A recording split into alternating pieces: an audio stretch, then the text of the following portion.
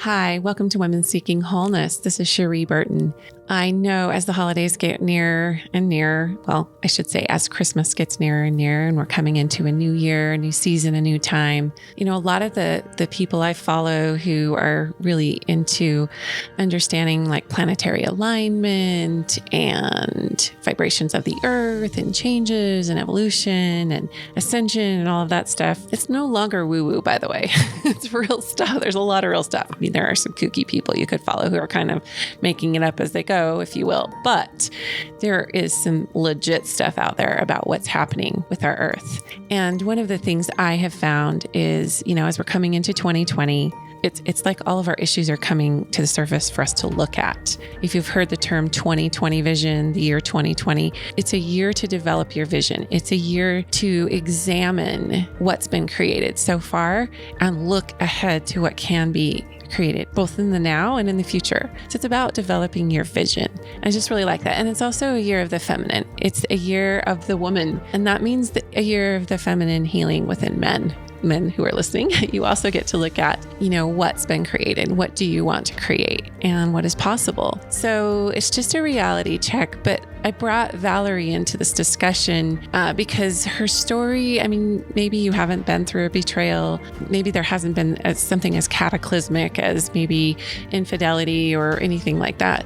But there are ways that we betray ourselves. And ultimately, that is what this episode is about, is how we sell out, how we hide, how we deceive. And usually when there's a trigger for that happening in our external environment, it's an invitation to go within and see what is real, what is being looked at, what is being looked past, and what we can look at healing within ourselves. That doesn't exonerate the betrayal of a loved one close to us, but it does give us the invitation to do the inner work so that we don't stay stuck in blame, shame, guilt, and all of those yucky, bitter feelings. So Valerie Nordquist is joining us today for her courageous story of what she has walked through with marital infidelity.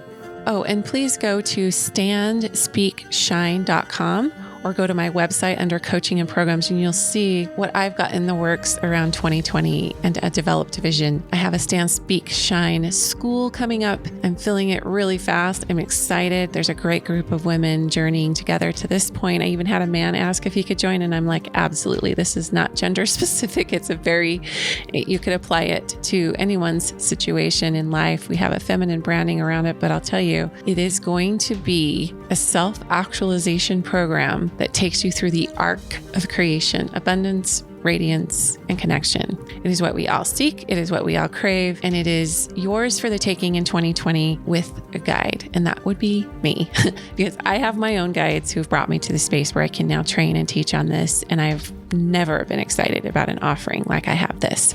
So check that out on standspeakshine.com. And let's get into this discussion with Valerie. Valerie, I am really, really looking forward to our discussion because your story is so powerful and so vulnerable and so raw. And I know there are other women walking through this who are going to really relate to aspects of your journey. And this is going to be a little fresh for me too, because you and I have email exchanged. I know you're part of my Stand, Speak, Shine school coming up that I'm really excited about. At least I think you are. Yeah. Didn't you register for that? I registered for it. I think I was probably other than the people who have attended your in-person retreat for Stand, Speak, Shine. I think you posted the link and I was like, I'm registering right now. So I knew that was something that I wanted to do. Well, I love that you're going to be part of that because knowing what you've walked through, and you know this because you listen to my podcast, literally have never met a powerful woman who has not passed through hell, and usually in the form of relationships in some way, because we are so relational as women and humans, honestly. So I know that you have a lot of personal power, and this is so interesting too, because I meet a lot of women of purpose who, you know, have reservoirs of generative wisdom and inner power and have a strong purpose orientation, but yet they kind of again, I use this phrase a lot, but rite of passage is kind of the most fitting term I can think of, where Mm, it's yep. almost a requirement to pass through something that for Oh, you, yeah. it's like for you, it's personally like the divine package to this whole like life experience for you to pass through so that you could show up in some form of authenticity, having transcended that and learned and garnered the wisdom that you otherwise never would have to reach the tribe, the demographic, the people that you are here to reach. Is that something you would agree with? Oh, absolutely. I absolutely agree with that. And I have come to learn that we create or we call in the experiences that we need that are required for our soul's growth. And we may not recognize it at the time, but when you're looking back and you see how far you've come and you go, that was the perfect experience for me. Mm. As crazy as it might be in the moment, or as it's like, how would I have chosen this, or who would have chosen this? And you just have to think, well, on some level, it's exactly the experience that was required. So, Yeah. and I think it's a really empowering um, perspective to take, because it kind of shifts you out of dealing with that victim and trauma phase of things and into a, you love to use the word sovereign. Mm-hmm. And I love that word too. And I just love that concept. But, in order to be a sovereign being, you really have to be in a place of radical acceptance and responsibility for yourself. So, Yes.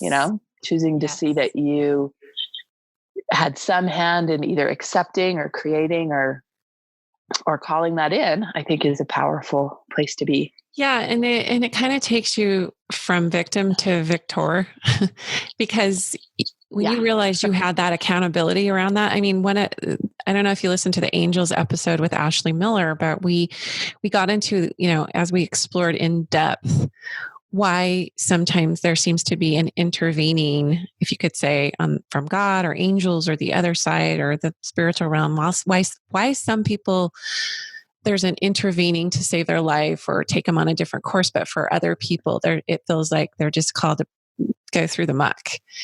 And I think it's exactly what you're saying. I think it's Yeah. because we, in another realm with a soul conversation and whatever that looked like, we chose some of the people that we were destined, we chose certain souls to connect with that would teach us Oh, things. And so absolutely. there's some power and accountability around that because it doesn't just happen to us. In some level, we either attracted it or we contracted to pass through it with that person. Yeah. Well, and I like to say, and I firmly believe that it's an experience that I called in through prayer. And just there's a power in setting an intention or having a pure and sincere desire, and then letting go of the attachment of how it's going to play out. And I didn't realize that. And so this is going to be a little bit out of order of the chronology of things, but I said a specific prayer for my husband when he was in the midst of having an affair. And I didn't know he was having an affair at the time.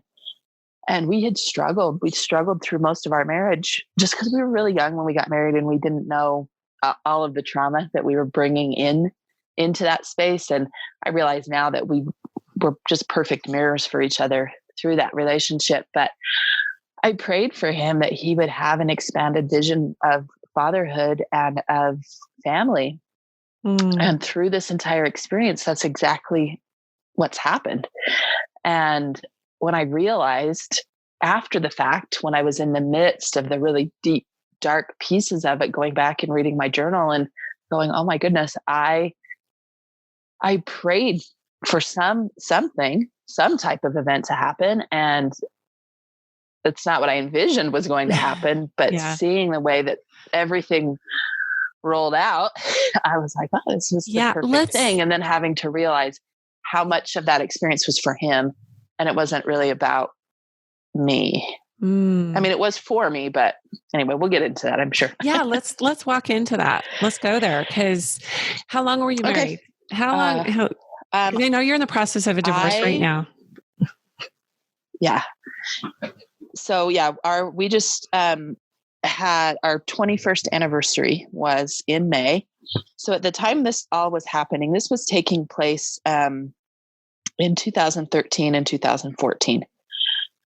So in the fall of 2014, my husband and I had been reconciling from a separation. We'd been separated for 14 months. And what I didn't know was that during that 14 months, he was dealing with the fact that he had had an affair prior to our separation. The affair was happening. And then he found out that the woman that, he was in that relationship with was pregnant. And so he started having a really big fall apart. And I just was like, I don't know what's going on with you. I know this is not me.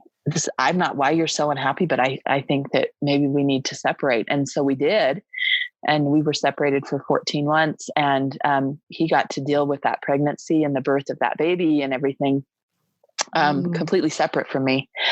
And when we made the choice to reconcile, I mean, he had been wanting to reconcile for a long time, knowing that he needed to come and, confess all of this stuff to me. And it just took him a lot of time to get there.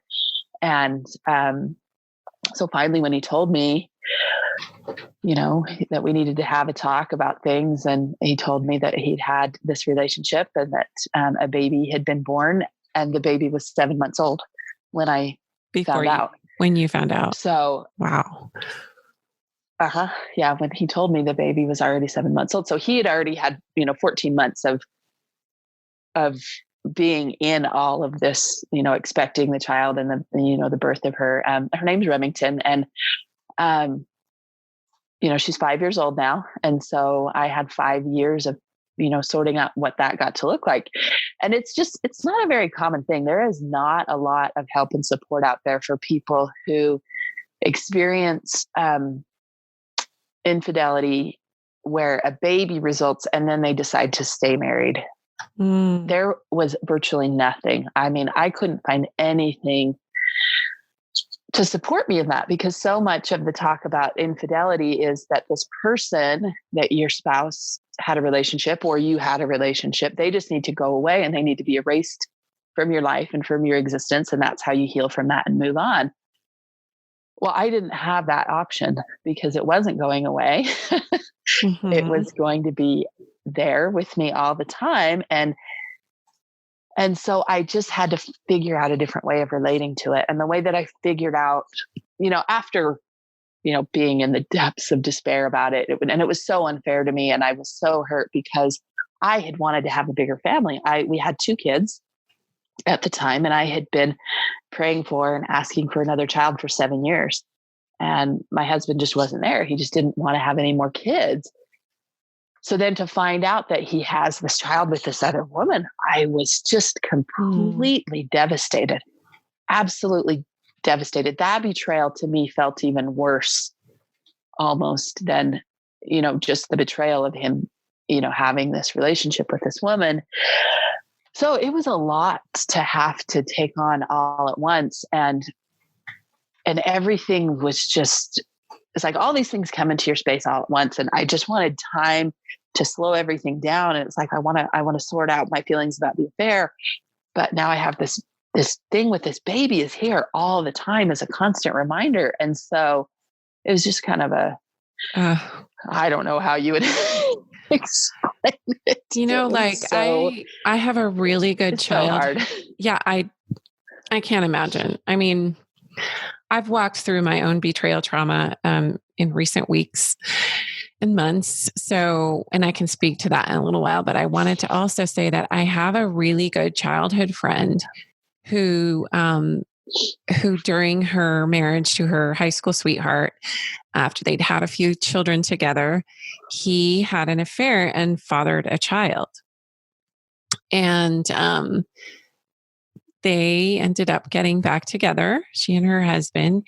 And my friend has basically included this child in her family because her husband, they actually reconciled and got remarried, had 2 more children, and included that child that he fathered with the other woman into their family circle, which I was always just in awe of. I was going to ask you, if it's not too personal, how much interaction do you have with this?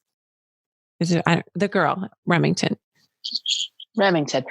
So we, it was a little figuring out like how much time she was going to spend with us was difficult in the beginning, because Nick had already established a regular visitation schedule, because she was already 7 months old. And so he really stepped in and did the things that he needed to do. He didn't abandon this woman in her pregnancy or in the birth of the baby, which I really, really respect him for. That, he didn't run and hide from that and make her deal with that all on her own. And so he had spent all this time, several times a week in visitation and all of that. And so my request when I found out about everything is that I wanted him to stop having visitation over at her house. I didn't like the idea of him being over there. That was too much for me emotionally, and it didn't feel right. And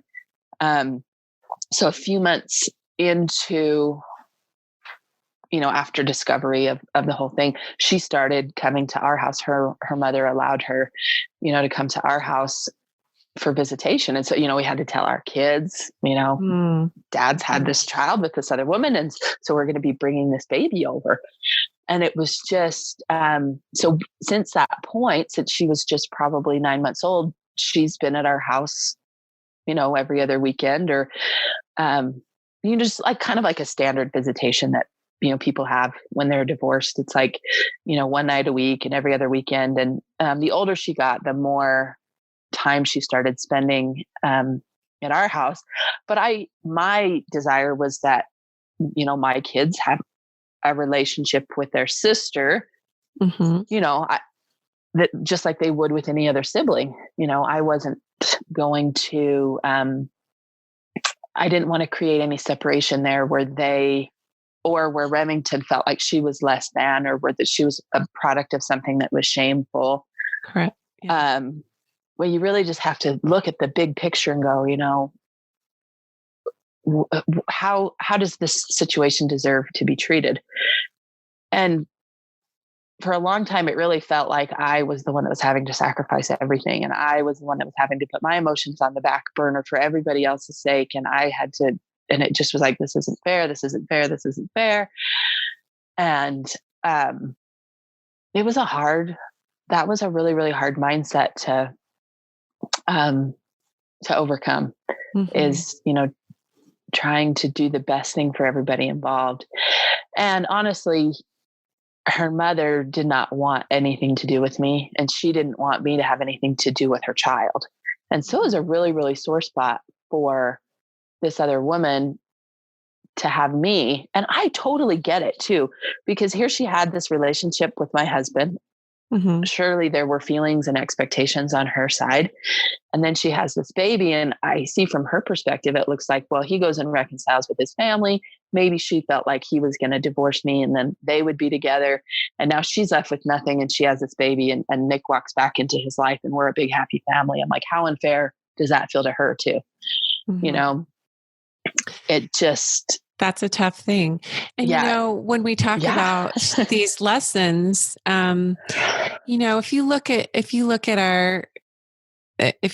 all of our interconnectedness as this kind of like energetic map, when you said you called us in through prayer unknowingly, how much it would devastate you, because you have to be really careful what you ask for in prayer. If there's an intention, especially if it relates to someone else, because usually what happens when we pray for someone else is we are given a window into them that we have to look at in ourselves. So even the other woman that you're talking about, I mean, there's a lesson for her too. There's something there that for whatever reason, these beacons come up, these antennae that we all attract each other to teach each other these lessons unknowingly, unwittingly. And so we get to, when all of the trauma comes up, when the shock, because really it's a shock, right? When you find something like this out, it's my goodness. You can't even call it anything else. Yeah. No. And just to insert that, because we can, when you have some time around it, you can talk about it with some level of headedness. But when you're in it, and I actually have been part of, in fact, my yoga therapy group that I actually ended up doing a yoga teacher training with 200 hours with my daughter and all these other women. All of us were in the middle of what we would categorize as betrayal trauma from some choice of our spouse. I happen to have the mildest version of everyone, which made me not, exonerate Jeff.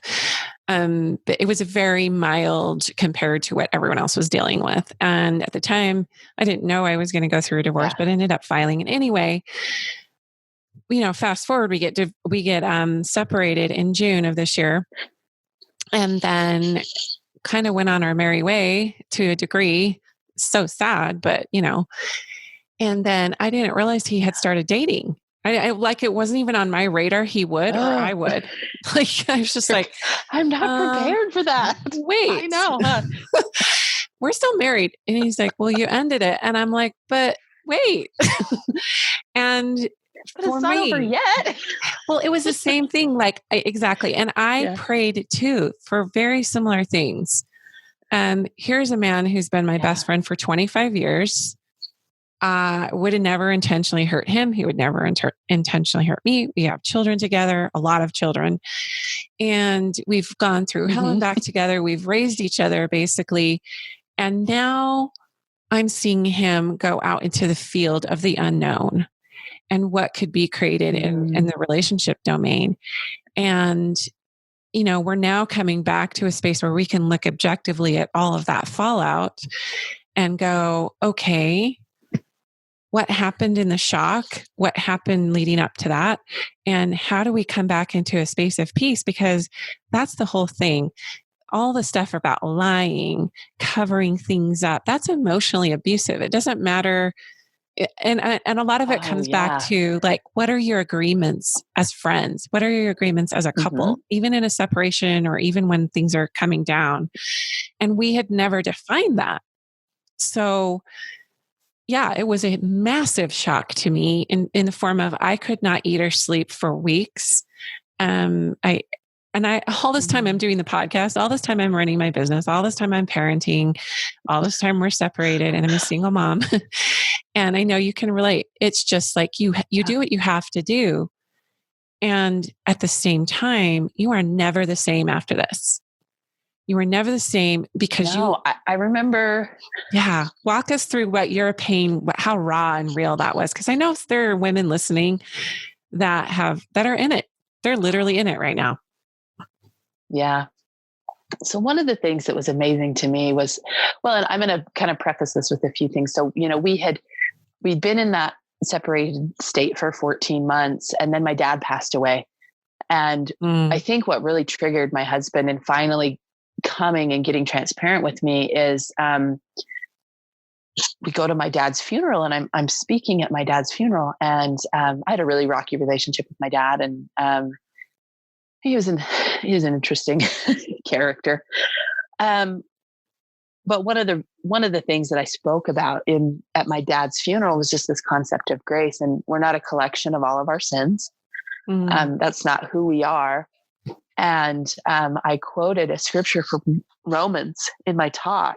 And I'm looking at my husband in the congregation, and he's just bawling. And I was so surprised because it's not like he was close with my dad. I couldn't understand why he was so emotional sitting there. And I thought maybe he was thinking of the loss of his own father. I couldn't really piece it together until after the fact. But I had the timing of everything I was saying was so perfect. It just astounds me, just the way messages come in and the way that they flow into situations. So I start talking about this concept of grace and this idea that you're not just a collection of all your sins. And that I had this conversation with my dad where I had spoken to him about this scripture in Romans where it says, where sin abounded, grace doth much more abound. I'm probably misquoting that, but that's the gist of it. where there is something that is, if you look at the concept of sin as just kind of missing the mark and not being in alignment with where, as opposed to where you want to be, shame-based, you're a loser and over-identifying with your behavior. Yeah, exactly. Yeah. So, you have all these places in your life where maybe you kind of missed the mark or you were out of alignment. Grace is what comes in and seeps into the cracks and makes up the difference for that. So you don't have to earn your way back into, good standing all the time. And so I talked a little bit about that in my talk, and my husband is just bawling. And I just was like, I don't understand what's happening with him. Well, then fast forward like 3 weeks, 2.5 weeks later, after I'd come home from, my dad's funeral and putting everything, to rest with that, that's when he finally is like, I have to tell her, I can't keep this a secret any longer. We've got to move forward. And then I realized that was really speaking to him and the situation that he was in. So then he tells me the whole thing, and I'm just sitting there and I'm looking outside. It's a beautiful day. The sky's blue. The sun is shining. My whole world has come to a grinding halt. And it's like, I almost look outside and felt like, how dare the sun be shining right now? Like the world is moving forward as if this is not even happening. And it is like shaking my entire soul. Everything about my life and my existence is you just have the foundation of everything pulled out from under you. And you almost feel like, how dare the sun be shining? Like that was my thought. I know. So, I know. Like, how can people be so happy in their cars walking by? Like, do they not know what I'm going through? Doesn't anybody know this is happening to me? And it just kind of stayed in that state for a long time. And it's just absolute disbelief that you could just have something ripped out of you that way. And it was really hard. And it was a mental,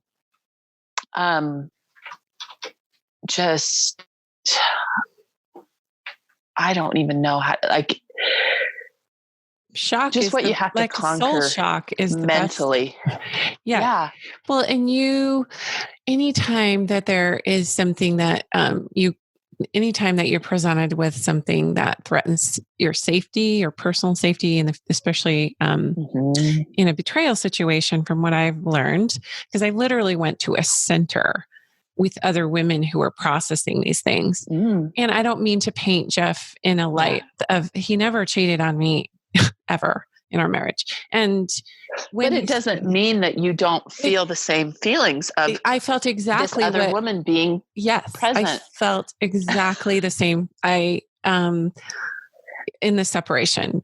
And it's something that, and I don't know if your husband said this to you, but it was almost like, I didn't do this to you. This isn't about you, Cherie. Like, and so for me, it threatens the attachment to not make it about, to not think about me or make it, where was I in all this? But really, and I want to keep going in with the soul shock thing, because betrayal trauma is you shut down. You're not thinking coherently. I mean, I have this whole checklist of things that women go through, and men. Loss of appetite is a major, for some people, is a major offshoot of a soul shock, or they can go into sleeplessness. And then when you're not eating and sleeping, that was mine. Yeah, me too. And when you're not eating and sleeping and you've just had a shock, you act in really incoherent, non-rational ways. And I actually see that as it's like you see yourself. Yeah. Mm-hmm.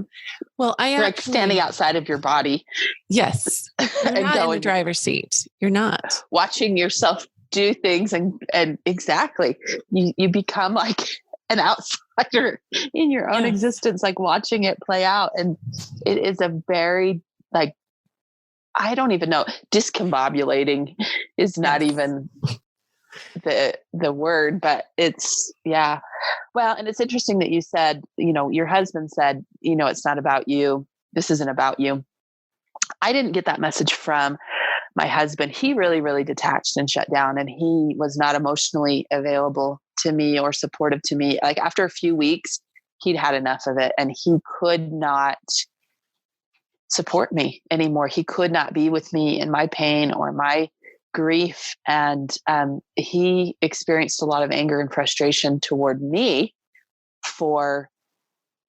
he felt like I was wallowing in the grief, and because he's a person that just shuts it down. And I would stay up at night and I would just cry and cry and cry.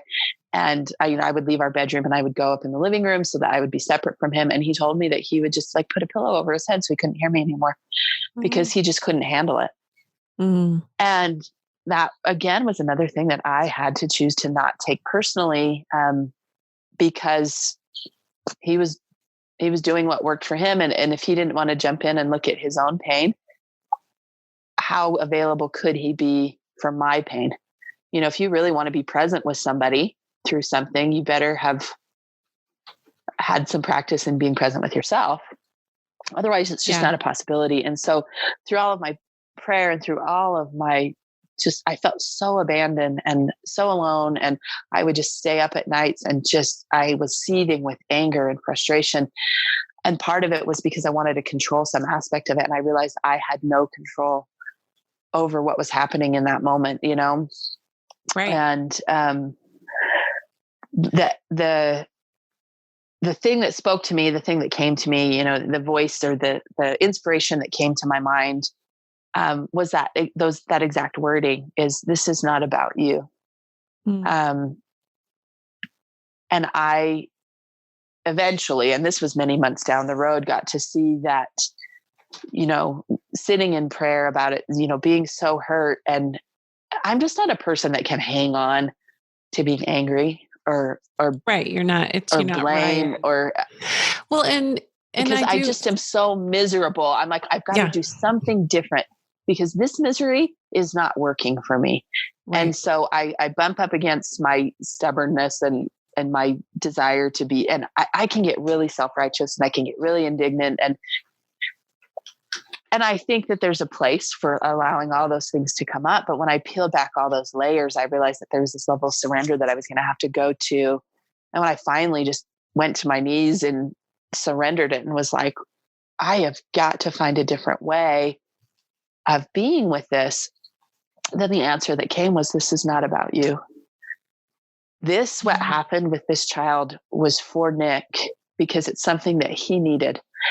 And what you're experiencing on this side of it is what was for you in it. And it was a really, really tough thing for me to accept. And I mean, I could get into all of the little, like the deep spiritual and energetic things that happened throughout that time that just were a confirmation to me that this child was predestined to come to Nick, and that child was not supposed to come through me. And that this was a relationship that would end up over the course of his life being very healing for him, because she is just such a light. She just is a joyful little spirit. And he needed that. He needs whatever the relationship is there between him and Remington is something that he needs. And it has nothing to do with me. And that was a tough pill to swallow. I mean, it was really hard. Yeah, I bet. But when I got that piece, it really helped me detach from my over attachment to my pain, my over identification with, this is happening to me. Why did you do this to me? Why is this happening to me? And really all of everything started to flow in a different direction from that point. So, so understanding that it's not about you. How long did that take? Big thing. Because that was 5 years ago, and you didn't find out about the child. So that was 5 years ago. So she was 7 months old when, So, let's see, it took me, so I found out, the end of October. I think it was probably 6 or 7 months into it where I had enough of the deep, deep grief and the bitterness. And I needed to start looking at things in a different way. And, that's when that piece came in. And then another piece that came in for me was like, how was I going to relate to Remington and this other woman, because what I really wanted in the beginning was I wanted this other woman was very much the whole villain of my story. And it's super common to make the third person. You don't want your spouse or the person that you're trying to reconcile with to be the villain in the story. So it's natural that the other woman or the other person, gets cast in that role. And so I did spend some time being like, how dare she do this? And just kind of being a big, meanie face about her. I spent some time doing that. And that didn't feel good either. And so then I had to, again, just dealing with, it didn't feel comfortable to me, in making her the villain of the story. That means I'm the victim of something here. Mm-hmm. And that's not how I wanted to be. But I also didn't want to be in this place of superiority over her where I feel like she's beneath me. And so what I moved into was a place of compassion for her. And I had this moment of prayer where I just had to go and I had to surrender the really, really, the feelings that I was, and the emotions that I was struggling with, that I was like, this is not the place I want to stay. What do I get to do here? What do I have to do here? And the thing that came to me was just, my mind was just flooded with compassion for her and what her situation was. She, I imagine, was in love with my husband. She imagined a future for the two of them. I started to put together bits and pieces of her life, and, that she had been without a husband. She had another daughter that was a teenager, and she had never had a functioning relationship. And, here comes this person into her world that just seems like they're so giving and they're so supportive and all these things. And I could imagine how difficult it must have been for her to have to let go of that and see him go back to his family, and then have to see her child come and participate and be a part of our family. What would I do if I were in her shoes? I would hate that. I would hate everything about that. Yeah, that would be. So it's like, you know what? So I needed to start seeing her as a person. So what is his relationship with her now? And in their relation, what is the dynamic there? It's just amicable. I wouldn't even say that they're friends. They outside of co-parenting, they don't have any relationship. And I had even asked him, if this reconciliation between us doesn't work out, would you want to go back and be in relationship with her? And he's like, no. He figured out, during the affair, that this was not a person that he wanted to be with, that this was not a relationship that he wanted to have. And he was kind of trying to bring things to an end when they discovered that she was pregnant. And so it wasn't a relationship that he intended to, carry on. That there was, on his side of things, that there was the sense of loss and heartbreak at having to give it up. So, and on her side, I think it may have been different. And I think that I had even gone to him and asked, I said, have you apologized to her for all of this happening? What type of restitution, like what have you done for her to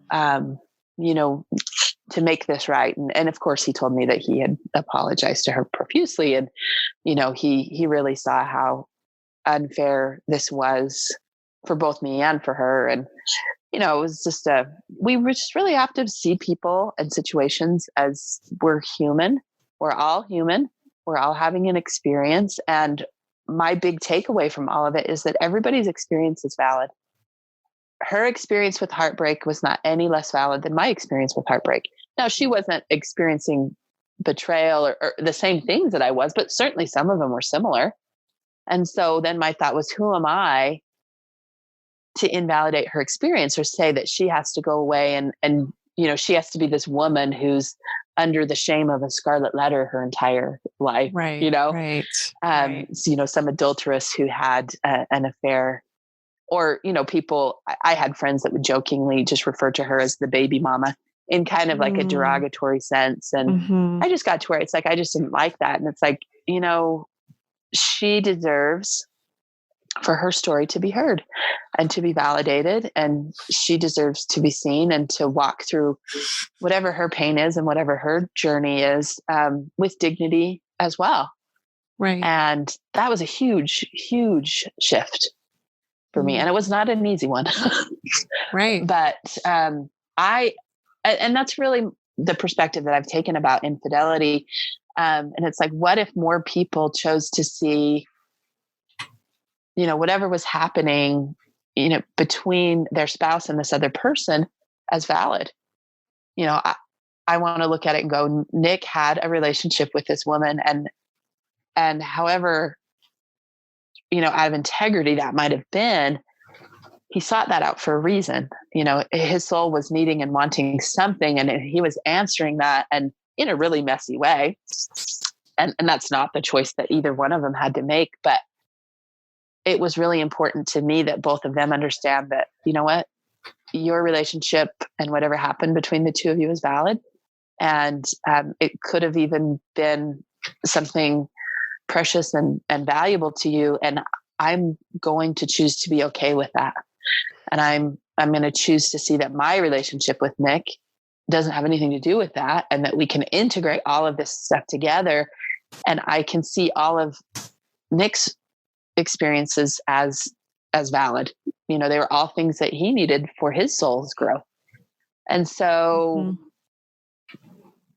I don't know. It's just, it's interesting. And it also took me on a really interesting spin to being raised in the LDS church.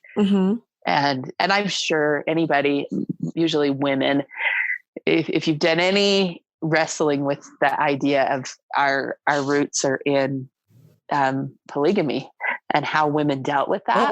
I went through phases of my life having to really deal with that and contemplate that. And it's like, this is interesting, because what if our society was such that, that the deal is now this woman has to join our family. What am I going to do? And it was all just hypothetical, but it was a really valuable exercise in me seeing that there are people who have relationships and they make it work where there are other people outside of just the husband and wife, where there is connection and that there's been intimacy, and it doesn't have to threaten, just because it existed doesn't mean that it has to threaten, what was between the two of us. So right. That was another. Really and I think leap. and I think, so let's move this into kind of the sovereignty that you and I are so passionate about. And what did you learn about like personal sovereignty and then the relationship as a sovereign entity? And because I think, when you pass through something as devastating as this, you get to look at how to redefine that for yourself. Like, what are my boundaries? Because, codependency can happen and all these messy things. So I love the way that you're saying, like, you're kind of looking at it now, like you can have compassion for her. You can have compassion for Nick. You can have compassion, for this child and for your children and yourself and everything. So now, as you've had 5 years around this to kind of deal with this and sort it and process it, take it to God, take it to prayer, put it through your constructs. And I think part of it is we have to release the voices of others because they don't walk in our sovereignty. They don't, they're not in that space. And especially in our relationship domains, they don't know that dynamic. So how have you defined that now, that sovereignty part? So that is a concept that I was introduced to just a few years ago. I started, affiliating with groups of people where this word was coming up: sovereignty, personal sovereignty, relationship sovereignty, which are really actually the same thing. We choose to be a sovereign being. And to me, that's just like, you just get to a place of knowing within yourself and acting from that place of knowing versus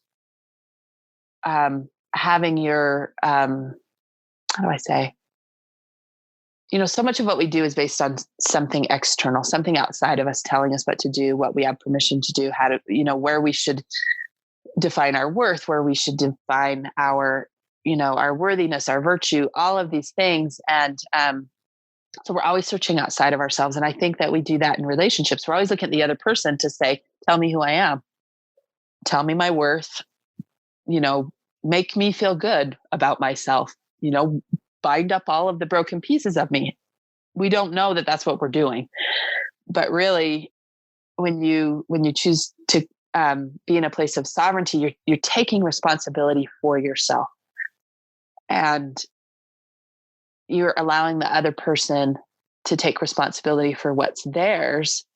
And then you decide what the path is going to look like from there. And so there has to be this level of integrity. There has to be these deep levels of just unconditional love, and choosing not to be in a state of blame or shame, guilt, victimhood, all of these things that we are usually muddying up the waters between you and the other person.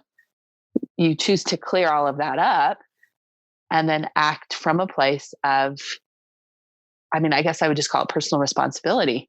And so I knew that I had to take care of what was mine through all of that. And that when I realized that I was a whole and complete being, that I wasn't broken, and that all of these things were happening to me for my best and highest good, that I could start responding differently.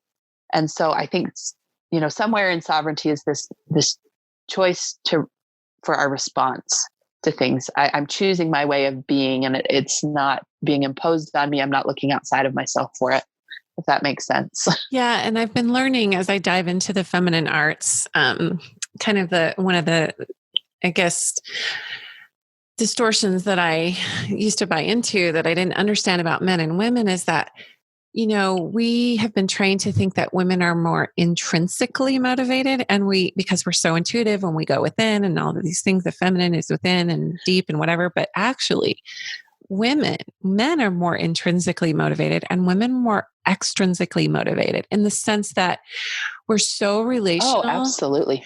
And we're trying to look good everywhere and make it okay for everybody else at the cost of our own sovereignty. Yes. We defer our authority. We outsource our energy to caretake and nurture. And so when you look at the domains of a relationship and keeping healthy boundaries and all those things, so you hear boundaries a lot, and I think people just get really weird about it. They're important, but you have to let intuitive flow happen, because you can't just lay down the hammer and say, this is my boundary, never cross it. Yes, in some regards with betrayal trauma, you have to, but you don't want to cut people off at the knees and not let things heal and get so rigid. You don't want to use, I'm creating a boundary as a way to cut people off, or as a way to shut down where there maybe needs to be some more things that need to be looked at. You know what I mean? It's like people will say, well, I just have I have a boundary here about this. And it's like, well, maybe, and maybe there's just some things you choose not to see or to deal with right now. Right. And maybe that's fine too. And maybe that's really what they're saying. But one thing that I did learn through all of that. And so for the first half of that 5-year journey was all about me. I can look back now and see how I was trying to make everything right for everybody else. And I was absolutely giving away any sense of taking care of me first, putting myself first. And not in a selfish way, but in a way where I really, really needed to be taken care of. I chose to set aside a lot of rage and anger and things that needed to be expressed. And it didn't come up until later. And so this last 2.5 years is where I've really gone into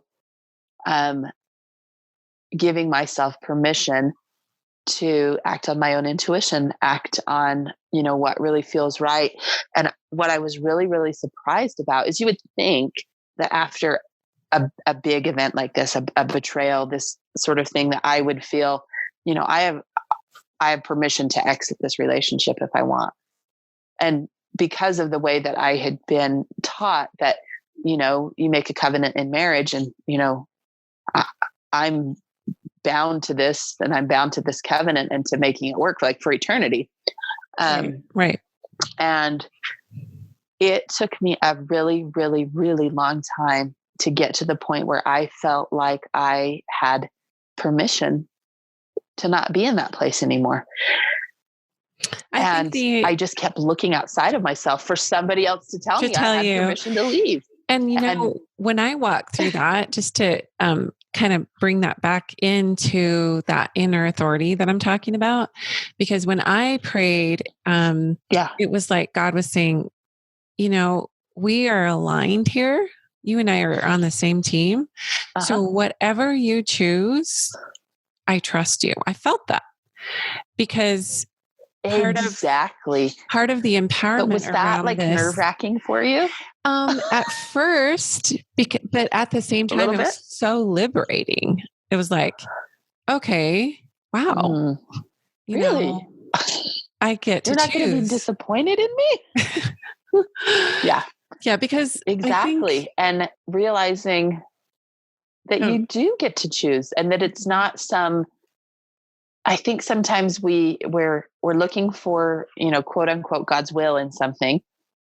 And we're just waiting for something outside of us to tell us which way to go, which way to move, but really what you're being called to do is to go inward and ask yourself that your own inner authority. And if you don't have practice in exercising that, it takes some time to get comfortable with it and to get used to it. And to discover when your soul is speaking in its authenticity, and there's God there too. So they're playing on the same team. Yes. And that's where the task of life, especially as we're in these really, really suffering is what we are in these experiences where the relationship dynamics that we can be in, the suffering doesn't come. The suffering in life, I have learned, comes from the people we care about. That's where the most suffering comes, whether it's your kids or someone you love in your family or your spouse or partner, friend, whatever. It's those are the offerings and the invitations to really step into conscious suffering. And like you said, there was a part of you that disassociated and watched it all play out. And the part of you that watched it all play out was your conscious soul. Like it was like the real you. And all the drama and the emotional toxicity and everything that was getting drummed up was the part of you that was trying to clear out muck. And this experience just triggered that. It just triggered that. And it was a opportunity to come in and learn the things that your soul wanted to learn: compassion, grace, forgiveness, not identifying, separating behavior from the identity or the worth of a person. So, one other thing that you talked about, and we can kind of wrap up with this, is how did this, because you told me this in your email, how did this kind of give you the chance to dive deep into this intuitive, wild, feminine, kind of waking you up, and how you now see the world as how this is kind of waking up in the world too? This whole, do you want to speak to that like wild feminine thing? Just because I think it's so interesting. And I wasn't quite sure how I was going to connect these two things, because I'm like, I definitely want to start talking more about the path that I'm on, not just this big event. I don't want this big event that happened to be the only place that I ever speak from. And, I did another podcast interview where I went deep into all the details of that. And so I'm like, I want this to be, somewhat different and be pointing towards the direction that I'm going. So what kind of happened is I spent probably, 2.5 years, really deep in the muck with everything, which I just think it just takes as long as it takes. And, one thing that I learned in that was, you had mentioned suffering, and I had a really, wise person enter into my life about, 2 years into this process, this husband and wife. And, I'd gone to a goddess retreat with this woman named Megan that I had met a few years ago. I just connected with her through Facebook, and I'd connected with her husband, and she had posted this retreat, and I saw the picture of the retreat, and I was like, I have to go to that. And so I went, and it shifted so many things for me. It was the event that shifted me out of the dealing with the muck and being in that space of trying to sort out the event, and pointing me more towards, well, where do you want to go from here? What do you want now? Where do you want to go? And that was where all of this idea of giving myself permission and going deep in, and my energy was so much focused outward on taking care of everybody else. And it just, through that, first attending that retreat and then many, many things after that, I've gone into, all sorts of realms where I've sat with different teachers and different plant medicines and different things where you really get a chance to go deep into your own personal psyche and go, okay, I have that. There's a difference between suffering and pain.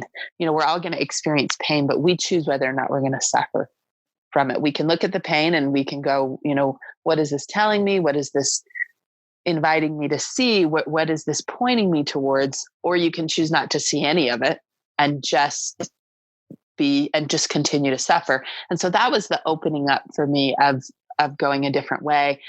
And so it was just person after person coming into my life talking about, sovereignty and, just different women and different mentors, and really getting, I had always been a little bit, I use essential oils and I'm very like natural and holistic in my thinking. And then it just started going deeper into that and realizing that we experience everything on not, we have our physical reality, but there's the energetic. And then there's the things that are coming down through our, we've inherited from our ancestors. We've inherited experiences and trauma and all sorts of things. And I just really wanted to get intentional with my prayer. And what was called into that space was that there is this divine feminine being out there that I've so identified with God as this masculine patriarchal figure. And that served me up until a point. And now there was just this deep, deep desire in me to get to know and to explore that feminine side of the divine. And from there, that's what led me in towards just going inward, because everything about, like we said at the very, very beginning of the interview, women going through these rites of passage, women having to go kind of like deep into this underworld experience, into the shadow work, all of that for me has come through learning about and integrating the pieces of the feminine that exist in the divine. And I set aside, like, I had been very traditional in my, scripture study and all sorts of things. And I set that aside for like 2 years. And I chose to let all of it go and go, what if none of it's true? What if none of this is what I ever thought it was? And I'm just going to kind of be in the void and be with the nothingness and see what comes up. And it was all of this just beautiful teachings were coming my way about, where the feminine exists in the world, in nature, and in these sacred writings. And then just now getting to the point where I can reopen these things and look and realize that the feminine is, where wisdom is, where intuition is, where all these things are. And it's just been profound. And I don't know that I would have ever got to this place had I not had that experience that completely broke my world apart, and my shattered my soul, broke my heart wide open. That was another thing that you'd been praying for, is to understand maybe the feminine face of God or the divine mother or heavenly mother. And this is another theme that I see happening. Well, I didn't know.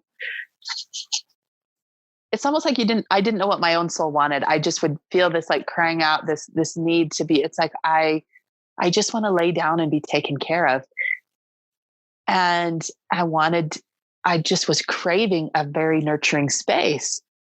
And then realizing that I still was looking outside of myself for that. And then being invited into the opportunity to create that for myself, to create that connection with the divine, that all the love that I ever need, all the nurturing that I ever need, everything can be found from within. And through that connection, in that completion of understanding the masculine and the feminine face of the divine. And it's just been mind blowing. And that is a whole, I could that's go a down whole nother that conversation. road. Yeah. You can just go and go. But it's just been beautiful the way that it's opened up. And as that's opened up to me, my levels of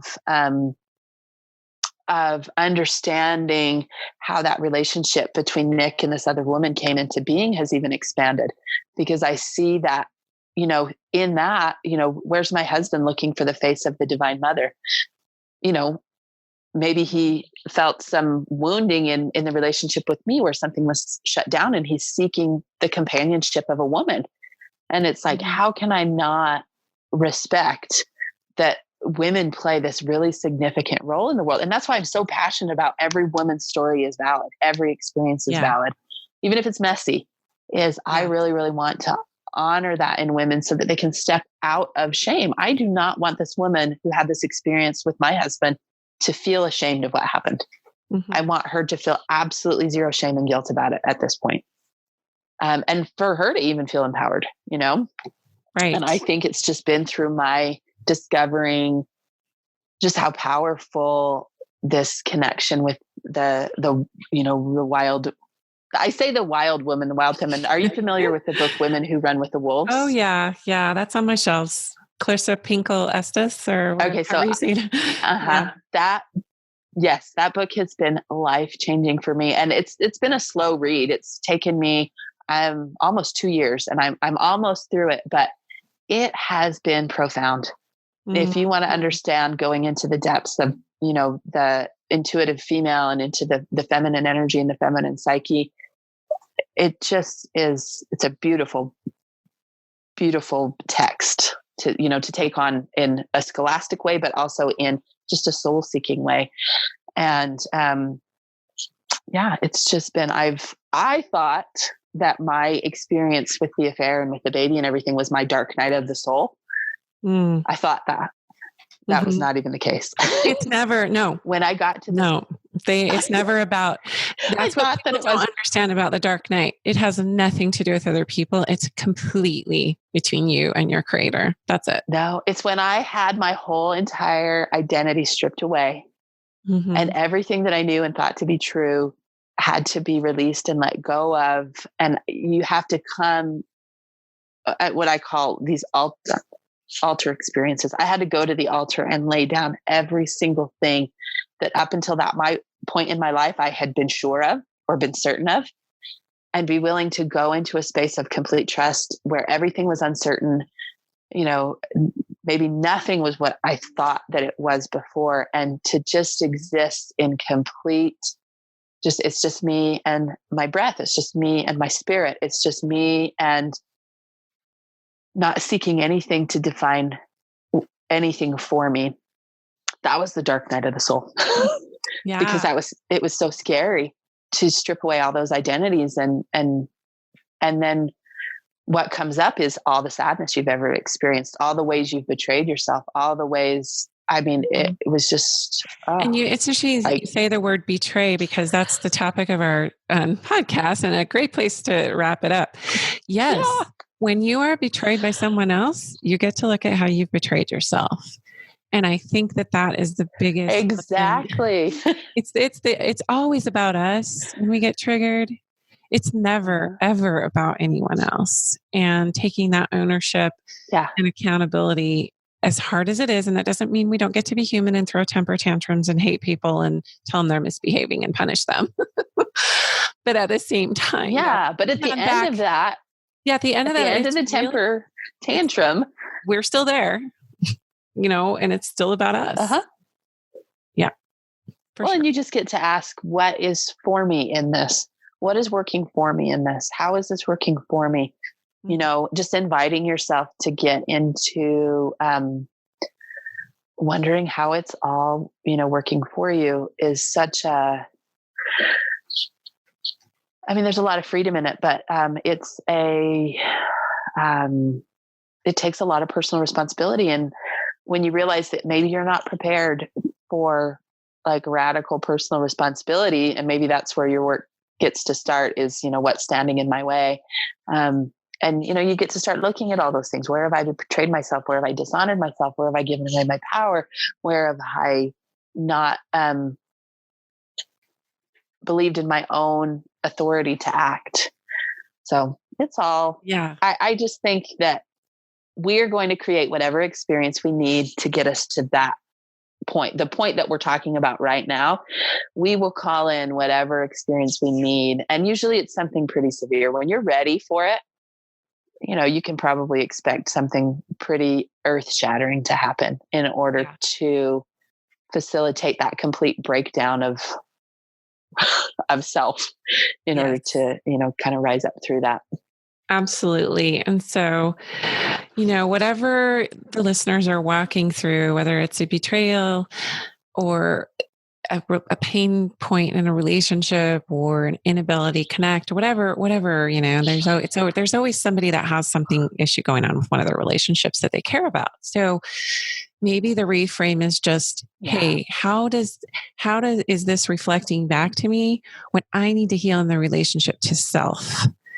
And so another beautiful opportunity to come inside and make it as a means or an invitation to empower you, to make you wiser, to help you take the high road, as difficult as it is. And I also want to add here that, you've had space and time around this. And so it's not as new for you. So you had to be human around it at first to work through the human pieces of it. And that's totally why we're here on earth, is to do that. So we can't spiritually bypass, because that's another thing I'm passionate about. We can't spiritually bypass the painful things because in the name of staying spiritual and meek and submissive and humble and all of those things that we're programmed to do. We are meant to bring that wild, fierce feminine out and say, this is not okay. This hurts. And when we've had the little flare up, the inflammatory response, then we get to go, okay, now I'm ready to take the high road. Now I'm ready to take the offering from the universe to internalize. And you used a powerful word, and that was integrate. That is the highest form of healing. The highest form of healing is not to bypass everything uncomfortable and tap it out and breathe it out.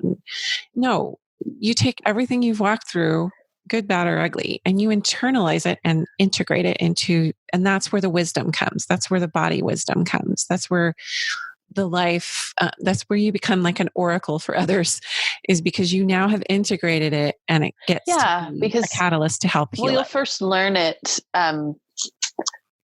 You'll learn something intellectually. And it's one thing to know something in your mind, and it's a whole entire different experience. And so that's why I kind of divide my journey into two halves. There's all this learning through the pain and the process of surrender in that first half. And then what's been on this other half is the letting go and allowing it to just integrate into my body spiritually and energetically. And it takes time, and I would never, what I don't want to do, and what I never want to do for somebody is when they're in that place where they're really in the wound still, is to come to them from a condescending place and be like, you just need to let go and surrender and blah, blah, blah, blah. I want everybody to understand that the painful part is real, and you are really experiencing that, and don't let anybody talk you out of it's all just an illusion or this or that or whatever. Your pain's real, and you're going to be with it until you're ready to stop being with it, until you're ready to invite something different into your life. And it's different for everybody.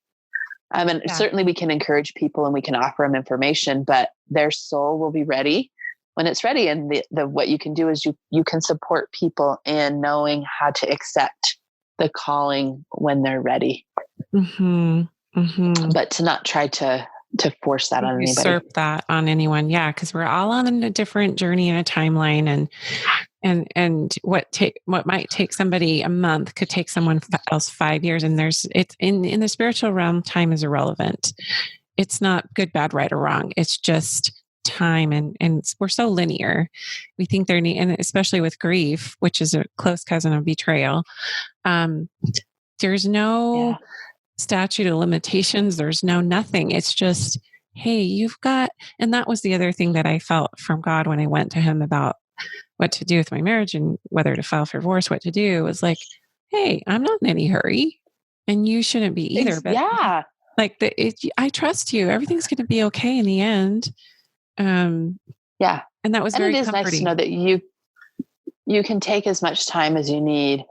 And really, it's hard to set aside the pressures of the outside world, because people will have a lot to say about what they think you need to be doing. Sure.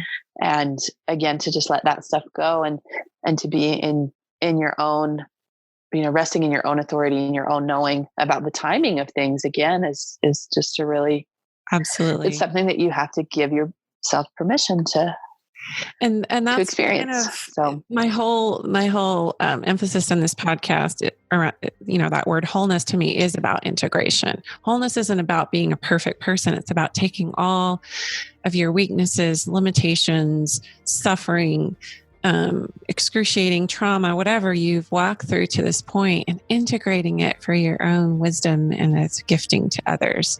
So thank you for showing up in your brilliance with this, and for your courage and transparency in sharing your such a very personal and private but powerful experience with all of us. Super inspiring to me. Well, you are so welcome. Thank you so much for giving me a space and platform to continue talking about it. And I just thought I really enjoy your podcast, and I enjoy all the things that you're creating in the world. And so thank you for allowing me to be a part of that. So it was a very big honor for me. Thank you, Valerie. And I'm excited for us on our continued journey together when you start Stand, Speak, Shine School in January. So, yes, I'm so excited. All right. Thanks again, Valerie. Thank you, Valerie, for such an honest share and for gifting us with the wisdom that you've come to know through such an excruciating experience. People shy from that word forgiveness because we don't really understand its concept. And you've heard before, forgiveness is not making the situation okay. It's not even for the other person you're forgiving. It's for you. It's for your own peace, your own clarity, your own sanctity of mind and heart, so that you can show up without bitterness and anger, but actually as an empowered creator. As you move into the space of Christmas and New Year's and moving forward, also know that you can create any state of mind, heart, and being that you desire to. You can create the exact life that you want to lead. Check out standspeakshine.com for the new 2020 program I'm launching January 6th. It's not too late to get on board with that. And also check out our Women Seeking Wholeness Facebook group, where we'll be engaging more and more with topics that are so charged. It's so difficult. We're all walking through really difficult life experiences, and women learn through community. And we are very tribal that way. When we're experiencing something, we need the validation and support of others. Have yourself a great week. Have a Merry Christmas. And we'll see you next Wednesday, which happens to be Christmas Day.